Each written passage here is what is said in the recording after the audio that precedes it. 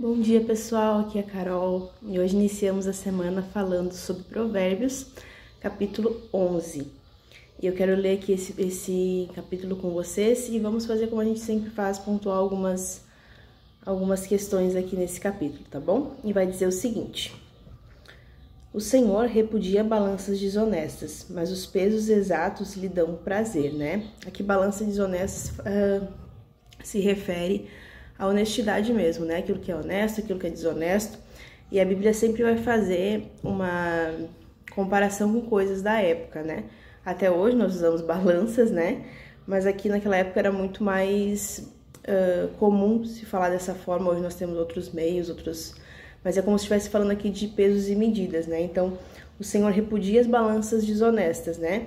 Aquilo que é colocado a mais, aquilo que é furtado, aquilo que é feito com desonestidade, mas os pesos exatos, a honestidade, a exatidão, aquilo que é certo, lhe dão prazer.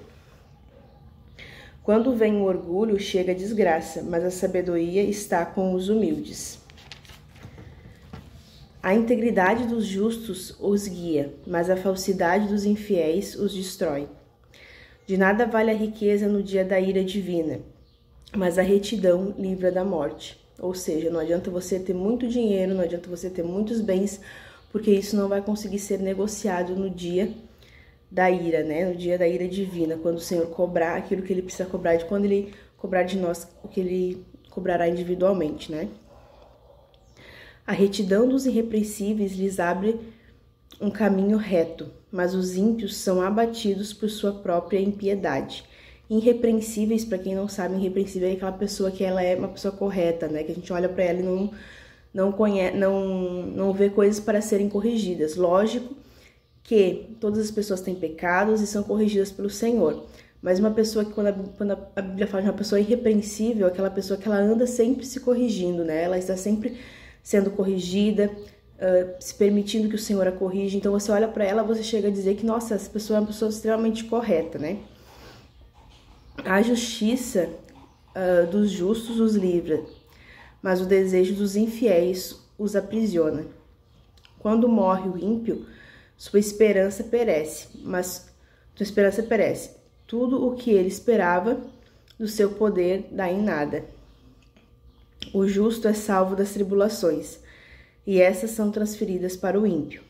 Com a boca o ímpio pretende destruir o próximo, mas pelo seu conhecimento o justo se livra. Quando os justos prosperam, a cidade exulta. Quando os ímpios perecem, há cantos de alegria, né? Porque quando os ímpios estão ali em grande quantidade, quando a cidade é uma cidade com muitas pessoas, com muita violência, com muita impiedade, a cidade acaba sofrendo por isso, né? Mas aqui diz: quando os justos prosperam, a cidade exulta, ou seja, quando há prosperidade, quando os justos estão ali prosperando, a cidade se alegra, né? Exulta e se alegra. Pela bênção dos justos, a cidade é exaltada, mas pela boca dos ímpios é destruída. O homem que não tem juízo ridiculariza o seu próximo, mas o que tem entendimento refreia a língua, né? Que a gente falou em alguns outros capítulos sobre essa questão da fala, da palavra, né? E aqui vai dizer: o homem que não tem juízo ridiculariza o seu próximo, ou seja, menospreza, expõe, faz ele passar vergonha. Muitas vezes nós vimos isso, né? E muitas vezes as pessoas fazem isso para menosprezar as pessoas, para que elas consigam se engrandecer de alguma forma. Mas o que tem entendimento refreia a sua língua, ou seja, mesmo que você tenha algo para falar de alguém, mesmo que aquela pessoa realmente faça de fato algo errado, o certo é que, se possível, você fale com a pessoa e não dela para outras pessoas, né? E tem uma frase, um dizer que fala assim que, eu não sei se é esse exatamente o nome dos personagens, mas eu vou mudando conforme eu consigo, que diz assim, que é quando o João fala do Pedro, nós sabemos mais sobre o João do que sobre o Pedro. Por quê? Porque ele está falando daquela pessoa.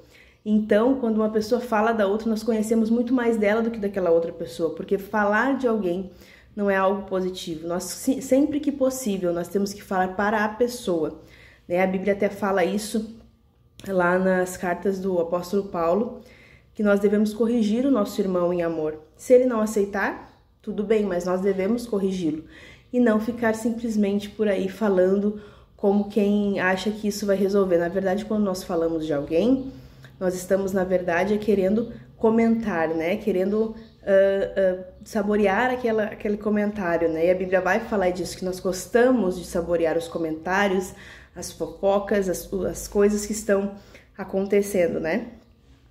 E vai falar assim, ó, sobre a fala ainda, lá no versículo 13. Quem muito fala trai a confidência, mas quem merece confiança guarda segredo. Sem diretrizes a nação cai. O que a salva é ter muitos conselheiros. Quem serve de fiador certamente sofrerá, mas quem se nega a fazê-lo está seguro. A mulher bondosa conquista o respeito, mas os homens cruéis só conquistam riquezas. E aqui a gente vê como se a riqueza fosse colocada em segundo plano, né? Realmente aqui fala, ó, a mulher bondosa conquista respeito, mas os homens cruéis só conquistam riquezas. Ou seja, ele pode ser um homem cruel, uma mulher cruel, ele pode até conseguir as riquezas, mas quando você olha para ele ou para ela, você não vê, né? Você não tem por eles respeito, você só vê as riquezas, porque foi o que eles conseguiram conquistar através daquela maldade, através das coisas erradas que fizeram. Mas o respeito, ele pode ser conquistado mesmo por uma pessoa simples, né? Quem faz o bem aos outros, a si mesmo faz. O homem cruel causa o próprio mal. O ímpio recebe salários enganosos, mas quem semeia retidão colhe segura recompensa. Quem permanece na justiça viverá, mas quem sai em busca do mal corre para a morte. O Senhor detesta os perversos de coração, mas os de conduta irrepreensível, aqui fala novamente sobre ser irrepreensível, né? Dão-lhe prazer. Esteja certo de que os ímpios não ficarão sem castigo, mas os justos serão poupados. Como o anel de ouro em focinho de porco, assim é a mulher bonita, mas indiscreta, né? Esse versículo aqui é muito conhecido, principalmente entre as mulheres, né? Muitas mulheres, até por questão assim, tipo de não se acharem tão bonitas e invejarem de certa forma de outras mulheres bonitas, acabam até usando esse versículo de forma incoerente.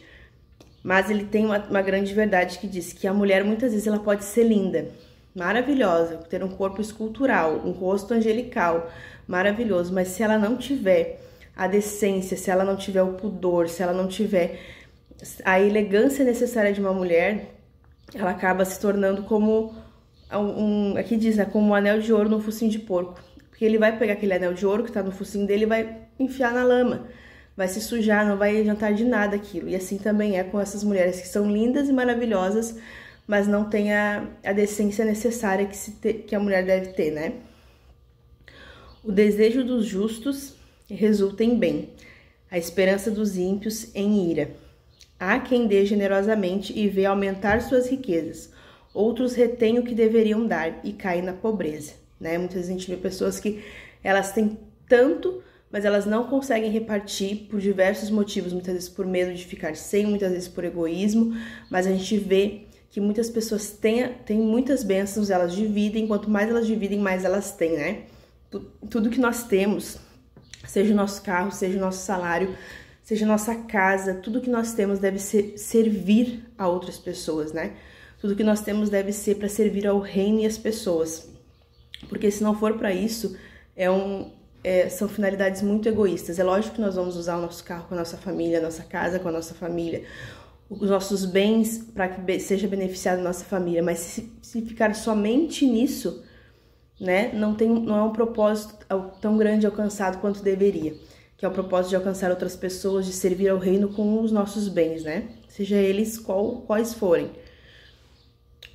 Ele vai dizer o seguinte mais abaixo: o generoso prosperará, quem dá alívio aos outros, alívio receberá, ou seja, aquele que ajuda também será ajudado, né? O alívio pode ser a questão da ajuda. O povo amaldiçoa aquele que esconde o trigo, mas a bênção coroa aquele que aquele que logo se dispõe a vendê-lo. Aqui fazendo uma comparação, né? Naquela época se usava muita questão do trigo, então eles faziam essas comparações com o trigo. Isso aqui se fala em seguida do que a gente está falando sobre ajudar, sobre dividir, sobre compartilhar, né? Quem procura o bem será respeitado, já o mal vai de encontro a quem o busca. Quem confia em suas riquezas certamente cairá, mas os justos florescerão como a folhagem verdejante. Quem causa problemas à sua família herdará somente vento. O insensato será servo do sábio. O fruto da retidão é árvore de vida, e aquele que conquista almas é sábio. Se os justos recebem na terra a punição que merecem, quanto mais o ímpio e o pecador, ou seja, até o justo é corrigido, quanto mais o ímpio e o pecador, né? E aqui a gente termina esse capítulo 11, que ele é um capítulo um pouquinho mais longo, que fala sobre diversas coisas, né? Que fala sobre a questão do falar, né? Fala menos do que alguns versículos, alguns capítulos. Aqui fala muito sobre a questão do ajudar, das riquezas, da sabedoria em lidar com as riquezas.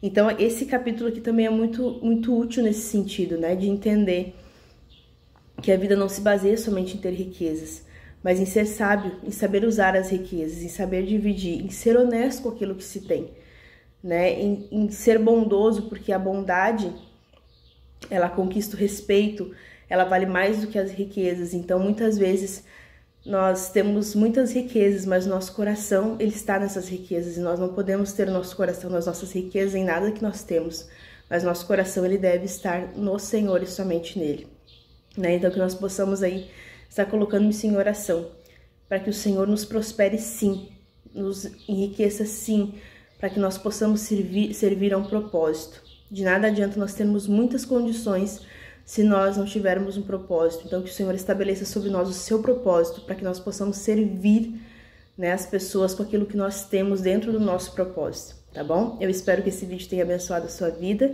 Não se esquece de se inscrever aqui no canal, curtir esse vídeo e compartilhar com seus amigos, tá bom? Que Deus te abençoe e eu te espero amanhã no nosso próximo vídeo. Tchau, tchau!